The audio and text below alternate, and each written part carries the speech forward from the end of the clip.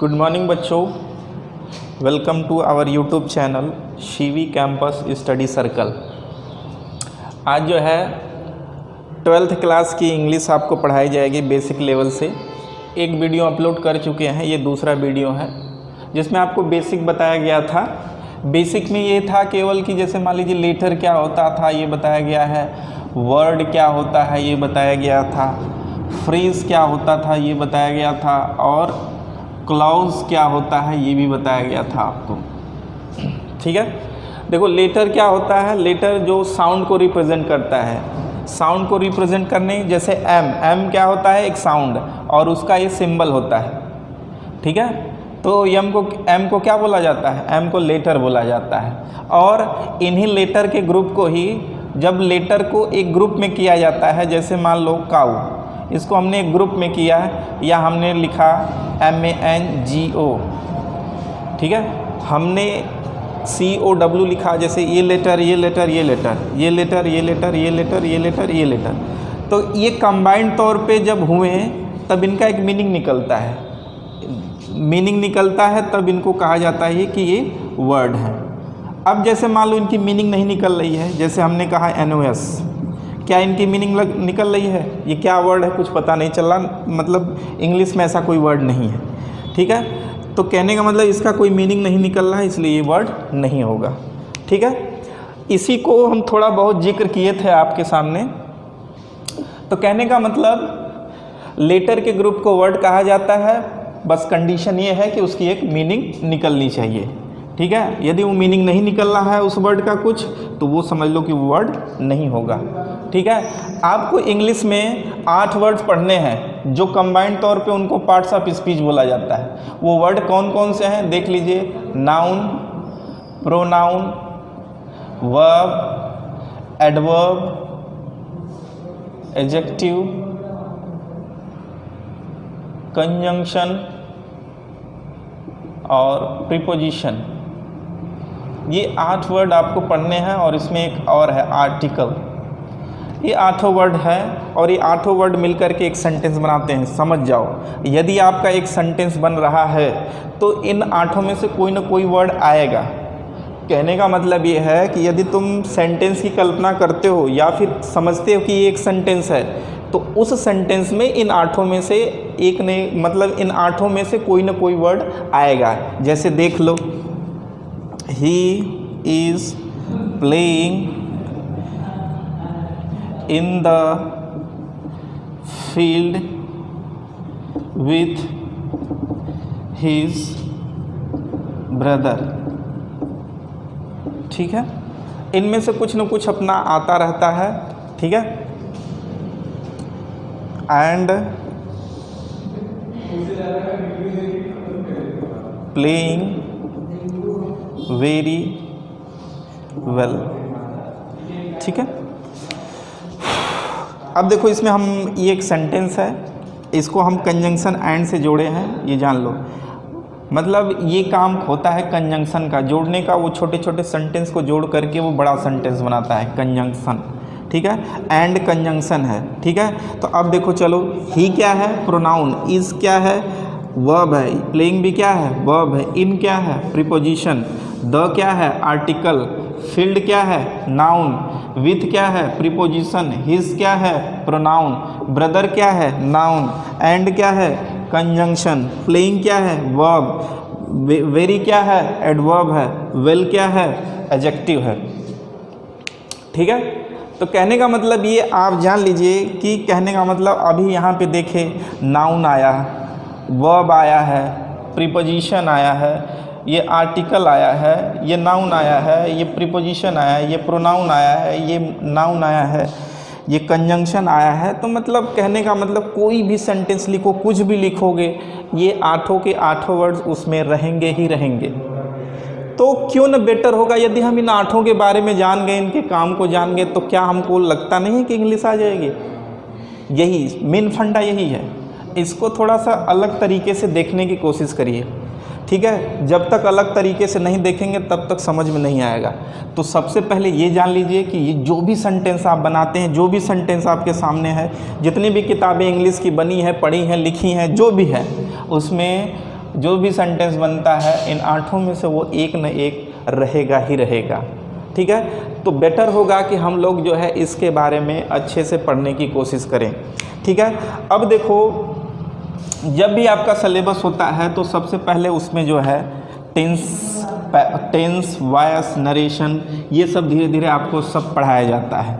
ठीक है, तो होता क्या है कि जैसे मान लीजिए यदि आप एक एक वर्ड में जानना चाहते हैं तो इस सारे वर्डों में, खैर एक सेंटेंस में तो सभी जो है अपना अपना रोल प्ले करते हैं, लेकिन वर्ब जो होता है वो कुछ स्पेशल होता है। ठीक है, वर्ब जो है वो 80% इंग्लिश को कवर करता है, ये जान लीजिए। ठीक है, यदि वर्ब का नेचर आपको जानना ज़रूरी है, वर्ब जो होता है वो 80% इंग्लिश को कवर करता है। कौन वर्ब 80% इंग्लिश को कवर करता है? वर्ब। वर्ब जो होता है देखिए कैसे होता है, वर्ब में आप सुने होंगे हेल्पिंग वर्ब और मेन वर्ब, हेल्पिंग वर्ब और मेन वर्ब। तो होता क्या है कि वर्ब जो होता है वो किसके लिए आता है? सब्जेक्ट के लिए, या कह सकते हो सब्जेक्ट के लिए एक वर्ब आता है। जो सब्जेक्ट काम करता है वही तो वर्ब होता है। तो आप दोनों के लिए सेम टू सेम कह सकते हो कि सब्जेक्ट और वर्ब। तो इसलिए कहा जाता है कि सब्जेक्ट जैसा रहता है वर्ब भी वैसा रहता है। एक सब्जेक्ट के तौर पे आप क्या देख सकते हो? सब्जेक्ट को क्या मानते हो आप? सब्जेक्ट क्या चीज़ है ये?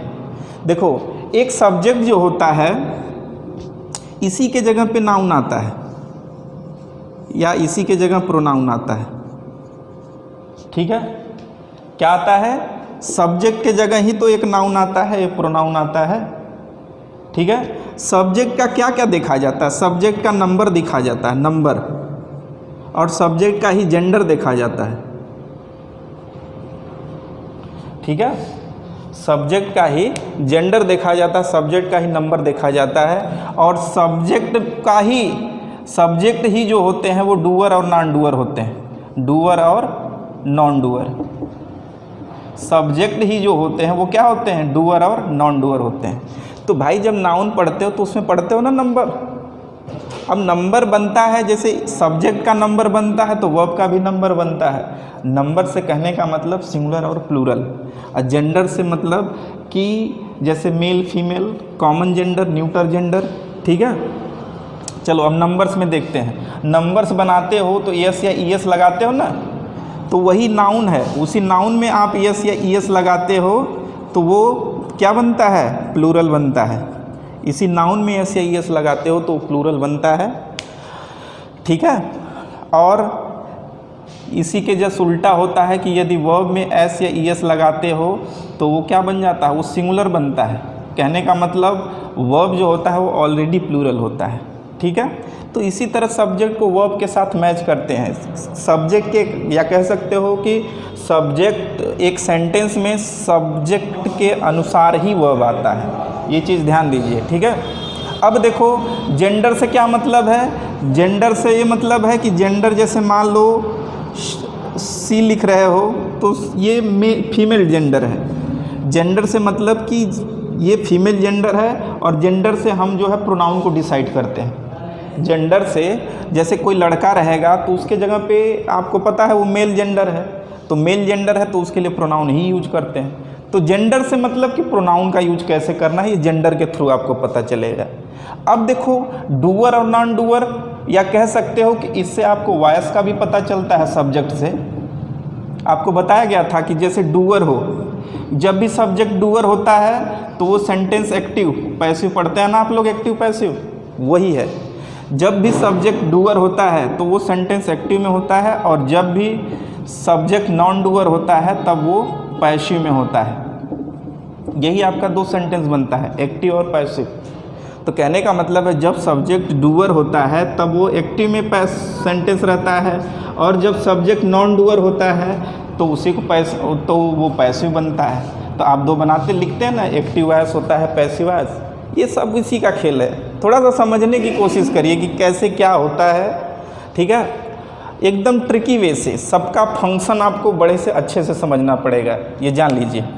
अब देखो वर्ब जो होता है वो दो स्टेट को डिनोट करता है।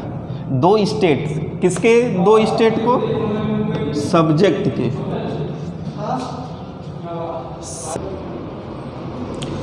चलो देखो, अब कहने का मतलब भाई देखो, वर्ब जो होता है वो सब्जेक्ट के नेचर को डिसाइड करता है। वर्ब जो होता है वो सब्जेक्ट के नेचर को डिसाइड करता है। देखिए हम लोग यहाँ से एकदम सटीक वर्ब की जो है डिफिनीशन निकालने की कोशिश करेंगे।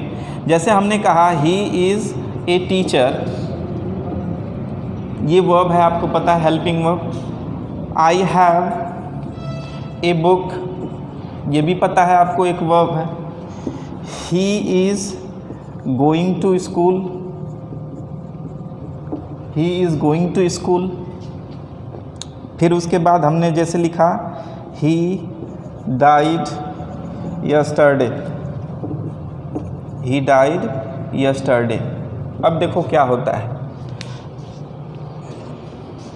यहाँ पे वर्ब क्या बता रहा है कि सब्जेक्ट क्या है।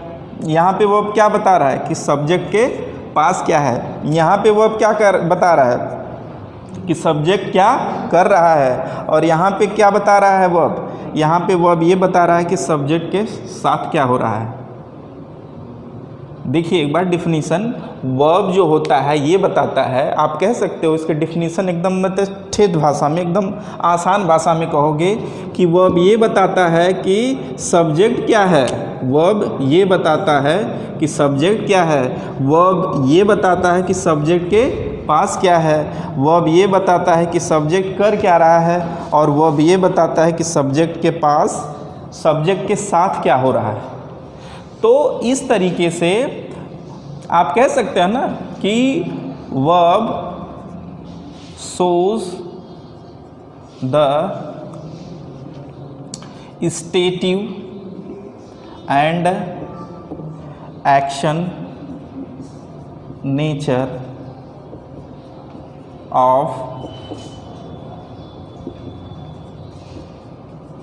Of subject. देखो अब कहोगे स्टेटिव, अब बताओ यहाँ पे इज है तो क्या कुछ सब्जेक्ट कुछ काम कर रहा है? नहीं, ये होने की बात कह रहा है। यहाँ पे हैव है तो क्या यहाँ पे सब्जेक्ट कुछ काम कर रहा है? नहीं, यहाँ पे ये बता रहा है कि सब्जेक्ट के पास क्या है। तो ये जो दोनों वर्ब होते हैं, ये जो दोनों वर्ब होते हैं, इसकी वजह से आपको सब्जेक्ट की स्टेट का पता चल रहा है। सब्जेक्ट के स्टेट मतलब स्थिति का पता चल रहा है। और यहाँ जो है सब्जेक्ट के एक्शन का पता चल रहा है, मतलब एक्शन का, एक्शन नेचर, मतलब यहाँ पे सब्जेक्ट के एक्शन का पता चल रहा है और सब्जेक्ट के, यहाँ पे सब्जेक्ट के एक्शन का पता चल रहा है। तो स्टेट को दो भाग में डिवाइड करते हैं, state of being, state of being और state of position, state of position. इसमें स्टेट ऑफ एक्शन और इसमें है state of happening, state of happening. ठीक है, तो ये चीज़ है। देखिए कहने का मतलब अब आप क्या कह सकते हो भाई, जो वर्ब होता है वो जो मतलब जो भी वर्ब होता है वो सब्जेक्ट के स्टेट और एक्शन दोनों को बताता है। वर्ब क्या करेगा, वर्ब जो होता है वो सब्जेक्ट के स्टेट, मतलब स्टेट ऑफ बीइंग का मतलब कि सब्जेक्ट क्या है, इसका मतलब है कि सब्जेक्ट क्या है। और स्टेट ऑफ पोजीशन का मतलब कि सब्जेक्ट के पास क्या है। और स्टेट ऑफ एक्शन मतलब सब्जेक्ट काम क्या कर रहा है, सब्जेक्ट काम क्या कर रहा है। और स्टेट ऑफ हैपनिंग का मतलब ये हुआ कि सब्जेक्ट के साथ क्या हो रहा है, सब्जेक्ट के साथ क्या हो रहा है। अब देखिए कहने का मतलब क्या है, स्टेट में दो स्टेट आएगा, वो दो स्टेट में क्या होगा, सब्जेक्ट के होने की बात की जाएगी और ये भी होगा कि सब्जेक्ट के पास क्या है। ठीक है। दूसरे में क्या होगा, ये बताएगा कि स्टेट ऑफ एक्शन, मतलब सब्जेक्ट काम क्या कर रहा है और सब्जेक्ट के साथ क्या हो रहा है। तो आप ये जान लो कि वर्ब जो होता है वो सब्जेक्ट के स्टेट, अवस्था और उसके कार्य को ही दर्शाता है। एक्शन मतलब कार्य, ठीक है। मतलब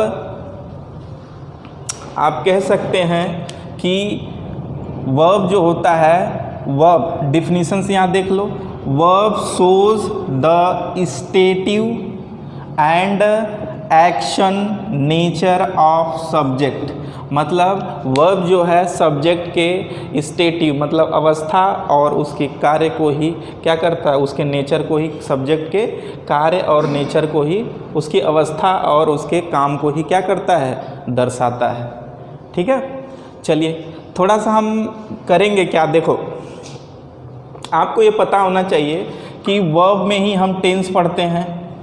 यदि वर्ब का नॉलेज है तो टेंस पढ़ते हैं, वर्ब में ही आप वॉइस पढ़ते हैं और वर्ब्स के थ्रू ही हम लोग थोड़ा सा नरेशन में भी इसका यूज है, चेंज ऑफ टेंस में। तो ये सब का सब इसमें मतलब आपका वर्ब का नॉलेज जो है टेंस, वॉइस, नरेशन तीनों में यूज होने वाला है, ये जान लीजिए। तो कहने का मतलब आपको पहले ये पता होना चाहिए कि वर्ब होता क्या है। ठीक है, यदि आप इसको अच्छे से समझेंगे तब आप टेंस, पहले टेंस पर मतलब टेंस का अच्छा से नॉलेज होना चाहिए, फिर वॉइस का होना चाहिए।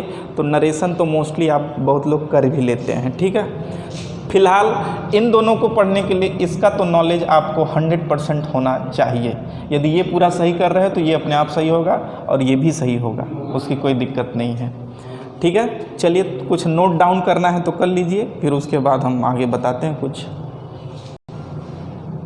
चलिए ठीक है, तो अभी हमने आपको इससे बताया कि वर्ब जो होता है वो सब्जेक्ट क्या है ये भी बताता है, सब्जेक्ट के पास क्या है ये भी बताता है, वर्ब ये भी बताता है कि सब्जेक्ट काम क्या कर रहा है, और वर्ब ये भी बताता है कि सब्जेक्ट के साथ क्या हो रहा है। ये चारों नेचर जो है वर्ब बताता है सब्जेक्ट के बारे में।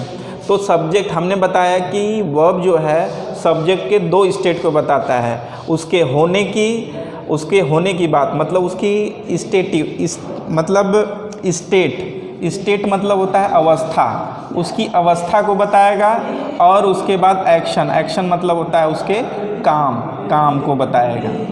ठीक है, चलिए तो आगे हमको ये देखना है कि वर्ब जो है कितने टाइप का होता है, यही ना। वर्ब का जो है देखिए, वर्ब जो होते हैं वो तीन टाइप के होते हैं। एक फाइनाइट वर्ब होता है, एक नॉन फाइनाइट वर्ब होता है, एक फाइनाइट वर्ब होता है, एक फाइनाइट वर्ब होता है, एक नॉन फाइनाइट होता है, और यहाँ पे आपका एक हेल्पिंग वर्ब होता है। ठीक है, ये वर्ब तीन टाइप के होते हैं, हेल्पिंग वर्ब। ठीक है, फाइनाइट वर्ब में तीन वर्ब आते हैं आपका, ट्रांजिटिव वर्ब, और सेकंड पे आता है इंट्रांजिटिव वर्ब, और थर्ड में आता है लिंकिंग वर्ब। ये तीन तरह के वर्ब आते हैं, transitive verb, intransitive verb, linking verb. Non finite में क्या आता है, नॉन फाइनाइट में जिरंड आता है, पार्टिसिपल आता है, और इन्फिनेटिव, ये तीन आते हैं। और हेल्पिंग वर्ब में दो आते हैं भाई, प्राइमरी हेल्पिंग वर्ब और उसके बाद मोडाल हेल्पिंग वर्ब आता है। ठीक है, चलो इसमें देखो क्या आता है, जो है ये जो है दो टाइप के होते हैं, एक होता है प्राइमरी हेल्पिंग वर्ब और ये होता है मोडाल हेल्पिंग वर्ब। ठीक है, अब देखो टेंस बनाने का काम कौन कौन करता है। प्राइमरी हेल्पिंग वर्ब ये आपका टेंस बनाता है, और ये ट्रांजिटिव इंट्रांजिटिव भी पार्टिसिपेट करते हैं टेंस में, ये जान लीजिए। देख लीजिए कौन कौन से वर्ब कहाँ पार्टिसिपेट करते हैं। टेंस बनाने में इन दोनों का रोल है, लिंकिंग वर्ब भी टेंस बनाता है, और प्राइमरी हेल्पिंग वर्ब भी। ठीक है, प्राइमरी हेल्पिंग वर्ब में आप सुने होंगे बी, डू, हैव, ये आप बेसिक में जो 10th का वीडियो डाले हैं वो बेसिक में आप पता कर लेना या उसको पढ़ सकते हो उस वीडियो को, उसमें बी डू हैव ये बताया गया है। ठीक है, बी डू हैव ये प्राइमरी हेल्पिंग वर्ब होती हैं और इसमें बी में बहुत सारे वर्ब आते हैं, डू में भी बहुत सारे, हैव में भी बहुत सारे आते हैं। तो इनका पूरा रोल है टेंस में। ठीक है, ठीक है। तो अब देखो हम लोग एक एक करके थोड़ा सा समझने की कोशिश करेंगे कि ट्रांजिटिव वर्ब क्या है, इंट्रांजिटिव। देखो ट्रांजिटिव वर्ब वो होता है जिसके बाद ऑब्जेक्ट आता है। ठीक है, जिस भी वर्ब का ऑब्जेक्ट होता है उसको क्या बोलते हो, ट्रांजिटिव वर्ब, और जिस वर्ब के बाद ऑब्जेक्ट ना हो उसको इंट्रांजिटिव वर्ब बोला जाता है। और इज, एम, आर और was, were, is, am, are, was, were को इनको जो है लिंकिंग वर्ब बोला जाता है। Is, am, are, was, were को लिंकिंग, जैसे हमने कहा ही इज़ ए टीचर। ठीक है, या यहाँ पे लिख लीजिए राम इज़ ए टीचर। तो क्या आपको लग नहीं रहा है कि राम जो है, राम ही तो टीचर है ना, या आप कह सकते हैं इसको हटाने से राम इक्वल टू टीचर हो जाएगा। तो अब ये क्या कर रहा है, बस ये इतना काम कर रहा है इसको लिंक करने का, इनको क्या कर रहा है, वो लिंक कर रहा है, इसीलिए इनको लिंकिंग वर्ब बोला जाता है। ठीक है, तो हर देखो आखिर ग्रामेटिकली इसको देखोगे, पार्ट्स ऑफ स्पीच के टर्म पे देखोगे तो लिंकिंग वर्ब के बाद हमेशा नाउन या एडजेक्टिव आता है, ये जान लो। इसके बाद आखिर कुछ और लाना चाहोगे तो वो नहीं आ सकता, ये चीज़ जान लीजिए। ठीक है, तो आप लोग जो है थोड़ा सा इस चीज़ को देखिए। कल से जो है हम लोग जो है पूरा जो है ट्रांजिटिव और इंट्रांजिटिव को पूरा एक्सप्लेन करके पढ़ेंगे। ठीक है, क्या डिफरेंस होता है ट्रांजिटिव और इंट्रांजिटिव में, कहाँ रिफ्लेक्सिव प्रोनाउन किसके साथ यूज किया जाता है, किसके साथ नहीं, क्या क्या इनकी क्राइटेरिया हैं। ट्रांजिटिव इंट्रांजिटिव को हम 2 पार्ट में तोड़ के पूरे पढ़ेंगे। अब देखिए ट्रांजिटिव और इंट्रांजिटिव दोनों जो है एक्शन वर्ब होते हैं, ये चीज़ जान लीजिए। ट्रांजिटिव इंट्रांजिटिव दोनों एक्शन वर्ब होते हैं, लेकिन लिंकिंग वर्ब जो है वो वर्ब ऑफ स्टेट होता है। अभी हमने बताया verb of state, linking verb क्या करता है, वर्ब ऑफ स्टेट। देखिए राम इज़ अ टीचर, ये होने की बात कर रहा है कि नहीं, ये स्टेट ऑफ बीइंग शो कर रहा है, स्टेट ऑफ बीइंग। थोड़ा सा समझने की कोशिश करिए। ठीक है, एकदम बिल्कुल ट्रिकी है भाई, थोड़ा सा अपने अंदर वो कंसेप्ट डालने की कोशिश करिए, और एक बार ना समझ में आए तो वीडियो को बार बार रिपीट करके देखिए, लेकिन समझने की कोशिश करिए। और कोई भी प्रॉब्लम है तो आप कमेंट कर सकते हैं या व्हाट्सएप पे से अपना मैसेज भेज सकते हैं, आपके जो है जितने भी प्रॉब्लम्स हैं उसका सलूशन किया जाएगा। ठीक है, तो ये सब चीज़ें ध्यान दीजिए आप जो है, जब तक एक एक चीज़ के काम और मतलब हमको सबकी आइडेंटिटी और फंक्शन को समझना है सबकी। जैसे वर्ब है, वर्ब के मतलब कितने रोल होते हैं, वो कौन कौन सा फंक्शन, सब तो वर्ब ही है। Transitive, intransitive, linking, gerund, participle, infinitive, primary helping verb, model, सब वर्ब तो ही है। अब देखो इतने सारे वर्ब हैं, लेकिन भाई इनके काम अलग अलग हैं। हम तो पहचान लिए कि ये सारे वर्ब हैं, लेकिन इनके काम अलग अलग हैं। ये देखो हमेशा मेन वर्ब का काम करता है, ट्रांजिटिव वर्ब मेन वर्ब का काम करेगा, इंट्रांजिटिव वर्ब मेन वर्ब का काम करेगा, लिंकिंग वर्ब भी मेन वर्ब का काम करता है। जिरंड ये कभी मेन वर्ब का काम नहीं करेगा, पार्टिसिपल मेन वर्ब का काम नहीं करेगा, इन्फिनिटिव ये भी मेन वर्ब का काम नहीं करेगा, प्राइमरी हेल्पिंग वर्ब ये मेन वर्ब का काम करते हैं, लेकिन मोडाल जो होता है वो हमेशा हेल्पिंग वर्ब का काम करता है, ये मेन वर्ब का काम नहीं करता है। तो भाई यहाँ पे देखिए सारे के सारे वर्ब हैं, लेकिन हमको इसकी आइडेंटिटी करना है, मतलब इसको पहचानना है और इसके काम को जानना है कि कौन कहाँ पे कैसे क्या होता है और उसके बाद क्या आता है। ये सब कुछ फैक्ट है, मतलब जो नियम और रूल्स और रेगुलेशन आपको बताया जाएगा वो बिल्कुल फिक्स है, आप उसको बदल नहीं सकते हैं। ठीक है, यदि हमने कह दिया कि लिंकिंग वर्ब, जैसे लिंकिंग वर्ब जितने भी हैं उसके बाद नाउन या एडजेक्टिव ही आएगा, तो वो आएगा ही। जैसे हमने कहा ही इज़ स्मार्ट, देखो ये एडजेक्टिव है, यू आर ए डॉक्टर, ये क्या है, नाउन है। और यहाँ पे कुछ ला के दिखाओ, कुछ नहीं आ सकता। हमने कहा कि ये लिंकिंग वर्ब का काम कर रहे हैं, ये लिंकिंग वर्ब का काम तब करते हैं जब अकेले आते हैं। ये जब भी अकेले आएंगे किस चीज़ का काम करेंगे, लिंकिंग वर्ब का काम करेंगे, और इसी को ही तो स्टेट ऑफ बीइंग कहा जाता है। इसी को ही स्टेट ऑफ बीइंग कहा जाता है। अब जब पोजेशन की बात करें, पोजेशन मतलब अधिकार। जैसे आप कहते हैं ना मेरे पास एक पेन है, उसके पास 2 किताबें हैं, तो करते हो ना, तो पास के सेंस में पोजेशन, पोजेशन मतलब अधिकार, वही तो होता है।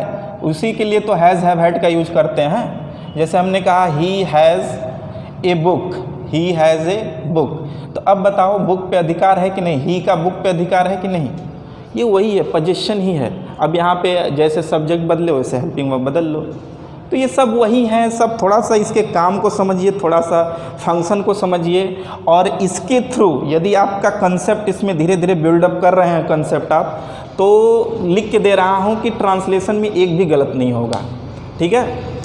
तो भाई वीडियो देखिए, हम लोग डेली अपलोड कर रहे हैं, इसको देखिए और इसको लाइक और सब्सक्राइब करिए।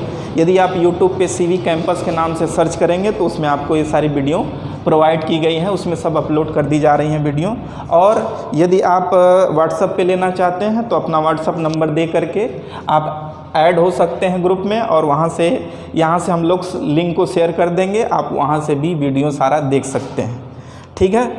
अब देखिए ये सब चीज़ें, इनका फ़ायदा क्या है, ये चीज़ें वीडियो जो है आपके पास रहेंगी, आप एनी टाइम, कुछ भी टाइम, किसी भी समय आप देख सकते हैं। इसका कोई बाउंडेशन नहीं है कि आपको इसी टाइम देखना, उसी टाइम देखना है, जब आपको समय मिले तब देखिए, लेकिन पढ़ने की कोशिश करिए। Specially for 10th and 12th ये रिक्वेस्ट कर रहे हैं कि थोड़ा सा आप लोग पढ़िए, और ज़्यादा से ज़्यादा वीडियो को शेयर करिए, सब्सक्राइब करिए और लाइक करिए, और हमारा सपोर्ट करिए।